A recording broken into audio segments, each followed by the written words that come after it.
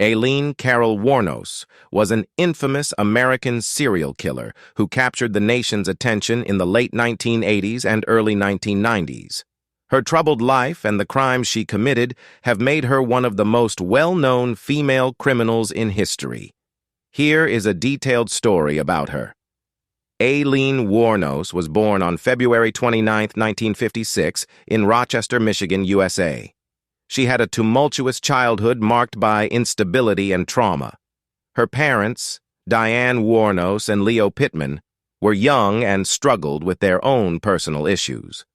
Wuornos never knew her father, as he was in prison for sex crimes when she was born, and he later committed suicide while still incarcerated. Wuornos and her brother Keith were eventually adopted by their maternal grandparents, Lauri and Britta Wuornos, who raised them in Michigan. However, Aileen's upbringing was far from ideal. Lauri Wuornos was an alcoholic, and Britta Wuornos allegedly physically abused Aileen. This environment contributed to Aileen's behavioral and emotional issues. As Wuornos entered adolescence, her life took a darker turn. She engaged in sexual activities at a young age and was reportedly raped and impregnated by a family friend at the age of 14. She gave birth to a son whom she put up for adoption. Wuornos dropped out of school, and her troubled behavior continued, leading her to engage in criminal activities such as theft and prostitution. Over the years, Wuornos traveled around the country, struggling to find stability and often resorting to sex work to survive.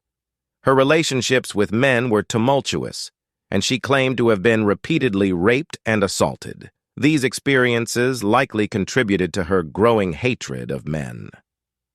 Wuornos' criminal activities escalated dramatically in the late 1980s. Between 1989 and 1990, she murdered 7 men in Florida. Wuornos claimed that all of these men had attempted to rape or assault her, and she argued that the killings were acts of self-defense.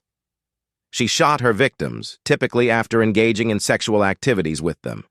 After the killings, she stole their belongings and cars.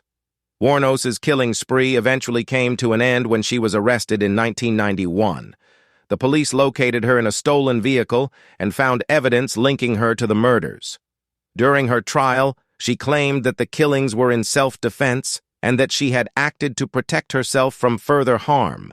However, the prosecution portrayed Wuornos as a calculated killer who used her victims for financial gain and then callously murdered them. Her troubled past, mental health issues, and claims of self-defense created a complex narrative for the court to consider.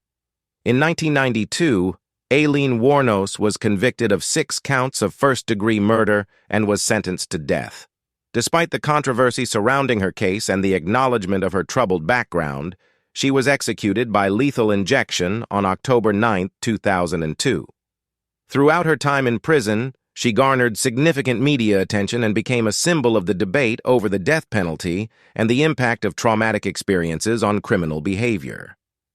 Aileen Wuornos' life and crimes have been the subject of numerous books, documentaries, and films. Her story has raised discussions about the interplay of trauma, mental health, and criminal behavior. While some see her as a victim who suffered a lifetime of abuse and hardship, others view her as a cold-blooded serial killer who manipulated the system.